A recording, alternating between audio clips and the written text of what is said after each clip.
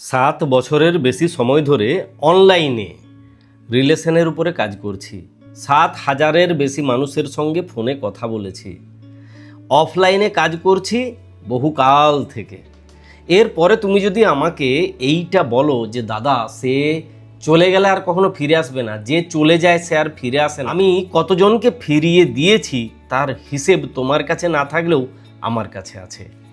তুমি একা স্বাদের ভালোবাসোনি যে তোমার ভালোবাসাটা স্বাদের ছিল আর ওর ভালোবাসাটা ভালোবাসা নয়, এমনটা নয়। তাহলে তো ভালোই হয়েছে, সাপ বিদায় হয়েছে। সাপের জন্য কেঁদে মরে করবেটা কি? যদি দুজনেই ভালোবাসতে দুজনকে, যদি দুজনেই দুজনকে রেসপেক্ট করতে, তারপরে রিলেশনে প্রবলেম হয়েছে, তাহলে ফিরে আসবেই ফিরে। তার জন্য তোমার অন্ধের মতো আমাকে বিশ্বাস করতে হবে। তুমি আমাকে বিশ্বাস করবে, তোমার হারাবার কিচ্ছু নেই। তুমি বিশ্বাস করতে বাধ্য, কারণ আমি তোমাকে নিজের ভাইয়ের মতো, বোনের মতো, দাদার মতো কিংবা দিদির মতো করে পরামর্শ দিয়ে থাকি।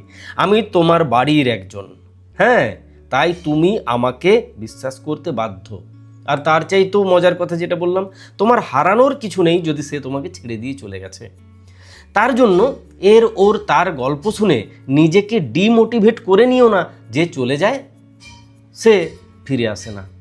যদি সে খারাপ ছিল, যদি সে মন্দ ছিল, যদি সে প্রতারক ছিল, যদি সে ঠক ছিল, তাহলে গেছে, ভালো হয়েছে। যদি তেমন না ছিল তাহলে জাস্ট 3টা স্টেপ নেবে। যাবতীয় যোগাযোগ যদি বন্ধ হয়ে গেছে, তোমাকে যোগাযোগ করতে হবে, এনিহাও যোগাযোগ করতে হবে। সে কি তোমাকে ঘেন্না করে? সে কি দেখতেই পারে না? মানে তোমার মুখটা দেখলে তার ভেতর থেকে ঘেন্না বেরিয়ে আসে। যাবতীয় ঘেন্নার কারণ তুমি। যদি এটা হয় তাহলে আর তুমি যাবে না। কেন যাবে? যাওয়াটা উচিত নয়। আত্মসম্মানের চাইতে বেশি প্রিয় কিচ্ছু হয় না, তাই তোমার যাওয়া উচিত নয়। আর যদি তেমনটা নয়, তার রাগ, অভিমান, ক্ষোভ, তার জেদ বাড়িয়ে দিয়েছে, তার ইগোটাকে বাড়িয়ে দিয়েছে, তাহলে তার ইগোর পাহাড়টাকে ভেঙে চুরমার করে দেওয়া সম্ভব। আমি বারবার করে বলি, বারংবার করে বলি, যদি সেই রকম প্রবলেম হয়েছে তাহলে নিজে একটু নত হও। ভালোবাসাতে নত হওয়া মানে রাজা হওয়া কিংবা রানী হওয়া। ভালোবাসাতে নত হওয়া মানে ছোট হয়ে যাওয়া নয়। তুমি ভালোবেসেছো, ভালোবাসাটাকে বাঁচানোর চেষ্টা করছো, এটা তো তোমার দায়িত্ব, তাই না? আর তুমি যদি সেই দায়িত্বটাই নিতে না চাও তাহলে তুমি কেমন ভালোবেসেছো? এবার তুমি বলো দাদা আমি একা কেন দায়িত্ব নেব? ও কেন দায়িত্ব নেবে না? নেবে, এরপরে ও দায়িত্ব নেবে। কারণ যখন তোমাদের সব কিছু ঠিক হয়ে যাবে তখন তুমি আমার ভিডিওর গল্প তাকে বলবে, আর সেও আমার ভিডিও দেখবে, তারপর থেকে সেও দায়িত্ব নেবে, দায়িত্ব নিতে শিখবে। 7 বছর ধরে সোশ্যাল মিডিয়াতে দায়িত্ব নিতেই তো শেখাচ্ছি। তাই তোমার দরকার কি? এমন একটি চিঠি, যে চিঠিটি দিলে এবং সে যদি পড়াশুনো জানে, যদি পড়ে, তাহলে সে তোমার কাছে ফিরে আসবে। তার সেই পুরনো স্মৃতিগুলো ঝড়ের মতো মনের ভেতরে বইবে, কন্টিনিউ। যেমন ঝড় বয়, সেরকম তার মনের ভেতরে ঝড়ের মতো বইবে। সে তোমাকে ভুলতেই পারবে না ওই চিঠিটা পড়ার পরে। চিঠিটা তোমাকে কোথাও কিনতে হবে না। আমি কদিন আগে ফেসবুকে পোস্ট করেছি, সেই চিঠিটা নিতে পারো, সেটাকে নিজের মতো করে সাজাতে পারো। যদি সেটা তোমার মনে হয় যে না এটা দেওয়া হয়ে গেছে, এইরকম চিঠি না, ওই চিঠিটাকে নাও, জেমিনাই পেস্ট করো, পেস্ট করে বলো যে আমাকে সিমিলার চিঠি বানিয়ে দাও, বা চ্যাটজিপিটিকে বলো, চ্যাটজিপিটি বানিয়ে দেবে। নিজে যদি লিখতে পারো তো আরও ভালো, কিন্তু চিঠিটা এমনভাবে লিখতে বলবে যেন ইমোশনটা থাকে। তার জন্য আমার চিঠিটা তোমার কাছে একটা উদাহরণ হিসেবে কাজ করবে। আর যারা আগের চিঠিটা ব্যবহার করনি তারা তো হুবহু ওই চিঠিটাই ব্যবহার করে দিতে পারবে। ফেসবুকে পোস্ট করা আছে, যাবে বাপ্পাদিত্য ফর ইউ সার্চ করবে, ভিজিট করলেই দেখতে পাবে 4 পাতার একটা চিঠি পোস্ট করা আছে। এরকম যদি চিঠি তোমার আরও প্রয়োজন, যে দাদা একটা চিঠি তো হবে না, আমার অনেক চিঠি লাগবে, অনেক গল্প লাগবে, তাহলে তোমার প্রজেক্ট কিনতে হবে, দাম 299 টাকা। কোথায় পাবে? আমাদের হোয়াটসঅ্যাপ টিমের সঙ্গে যোগাযোগ করবে, তাদেরকে বলবে দাদার প্রজেক্ট কিনতে চাই, তারা ব্যবস্থা করবে। এটা গেল চিঠির গল্প। তুমি হয়তো ভাববে যে দাদা বিজনেস করতে শুরু করেছে। না, তুমি চ্যাটজিপিটি, জেমিনাইকে দিয়েও লেখাতে পারো। তোমাকে আমার কাছ থেকেই নিতে হবে, কেউ দিব্যি দেয়নি। তাই আমার বিজনেসে তোমাকে ইনভলভ হতেই হবে এমন কোনো ব্যাপার না। তুমি যেখান থেকে পারবে, মোটের উপরে চিঠিটা এমন হবে যে চিঠিটা পড়ার পরে তার অতীতের মেমোরিগুলো মারাত্মক মনে পড়বে। কেন বারবার এই কথাটা বলছি? বর্ষা আসছে, ভরসা রাখো। হ্যাঁ, বর্ষা আসছে, অটোমেটিক তার মন কেমন হবে? তার ইচ্ছে থাক না থাক, আকাশে মেঘ জমবে, মনেও মেঘ জমবে, মন খারাপ হবে, কেউ আটকাতে পারবে না, হবেই মন খারাপ। এই সময়টাকে যদি কাজে লাগাতে পারো, ম্যাজিক হয়ে যাবে, মিরাকেল হয়ে যাবে। এটা গেল স্টেপ 1। স্টেপ 2, 2 নম্বরে কী করব? নিজেকে আদ্যপান্ত চেঞ্জ করব। আমার ভেতরে প্রচুর ভুল ছিল যেগুলো আমি দেখতে পাইনি। আমাকে আমার ভুলগুলোকে খুঁজে বের করতে হবে যে আমার কোথায় কোথায় ভুল ছিল। সেই ভুলগুলোতে পরিবর্তন করব, নিজের চেহারাটাকে পরিবর্তন করব। আমি মোটা, আমি রোগা, না না, চলবে না ভাই, চলবে না। আজকের দিনে ওইসব চলে না। নিজেকে পারফেক্ট না বানাতে পারি, অন্ততপক্ষে নিজেকে নিজের মনের মতো বানাবো। আমি রোগা, ভীষণ রোগা, এতেও বাহাদুরি নেই। আমি ভীষণ মোটা, এতেও বাহাদুরি নেই। নিজেকে ফিট রাখবো, ফিট রাখার চেষ্টা করব। কে কতদিন বাঁচবো জানি না তো, কিন্তু যতদিন বাঁচবো ভালোভাবে বাঁচবো। তাই নিজেকে ফিট রাখবো, ফিট ফাইন রাখবো, যেন আয়নার সামনে দাঁড়ালে নিজের কনফিডেন্সটা ফিরে পাই যে হ্যাঁ, আমি দ্য বেস্ট। ঈশ্বর যেমনভাবে আমাকে বানিয়েছেন, আমার মতো করে তিনি কাউকে বানাননি। আমি ঈশ্বরের শ্রেষ্ঠ সৃষ্টি। সেই বিশ্বাসটা কখন আসবে? যখন আমি যোগা করব, মেডিটেশন করব, ডেলি এক্সারসাইজ করব, হ্যাঁ, পজিটিভ থাকবো, পজিটিভ গান শুনবো, তখন আমি ভালো থাকবো। ভেতর থেকে ভালো থাকতে হবে, বাইরে থেকেও ভালো থাকতে হবে। শারীরিক এবং মানসিক দুভাবেই ভালো থাকতে হবে, নতুবা এই মশাটার মতো দশা হবে।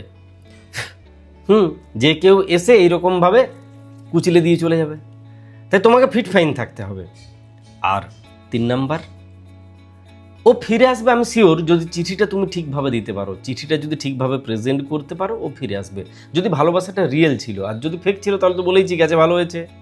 দুষ্টু গরুর চাইতে শূন্য গোয়াল ভালো, ভালোই হয়েছে গেছে।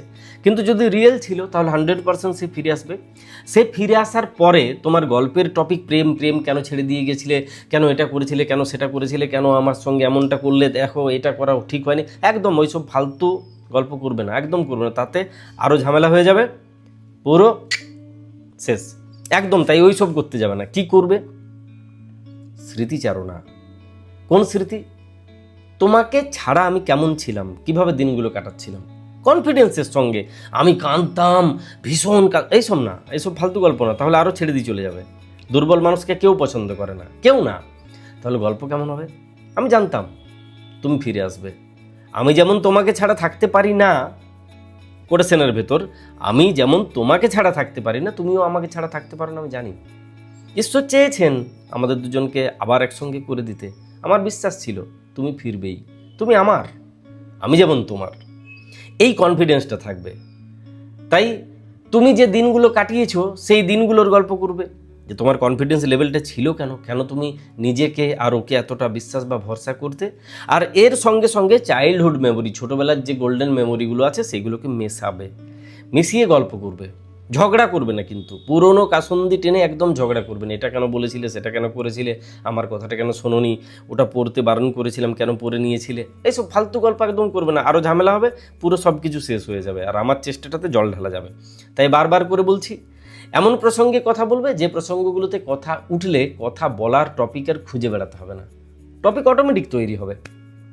তার জন্যই শৈশবে যাই, স্কুলবেলাতে যাই, বন্ধুবেলাতে যাই, ছেলেবেলা মেয়েবেলাতে কেন এত গল্প বেরিয়ে আসে? কারণ ওই দিনগুলো আমাদের কাছে খুব গুরুত্বপূর্ণ দিন, যেগুলো আমরা মনের ভিতরে সাজিয়ে রেখেছি।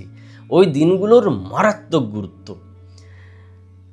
চিঠিটা ঠিকভাবে দাও, চিঠিটা ঠিকভাবে দেওয়ার পরে যেরকমভাবে চলতে বললাম সেই রকমভাবে চলো।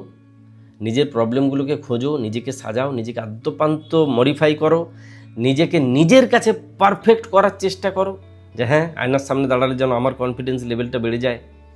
আর লাস্টে যে কথাটা বললাম, যে গল্পের টপিক একটা রিলেশনকে বোর করে দেয়, গল্পের টপিক একটা রিলেশনকে নষ্ট করে দেয়। তুমি দেখো সব ঠিক আছে, সব ঠিক হয়ে যাবে। কে কি বলছে, কোন দিদি কি ডায়লগ দিচ্ছে, তার অভিজ্ঞতা কতটুকু তুমি নিজেও জানো না।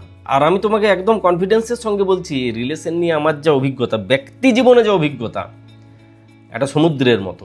হ্যাঁ, এত বড় কনফিডেন্স নিয়ে বলছি, এত ফলোয়ার নিয়ে বলছি, দায়িত্ব নিয়ে, যে রিলেশনে আমার যে অভিজ্ঞতা, আমি তো সব কিছু সোশ্যাল মিডিয়ায় বলতে পারি না, বলা পসিবল না। শুধু এইটুকু বলতে পারি, আমার অভিজ্ঞতা সমুদ্রের মতো।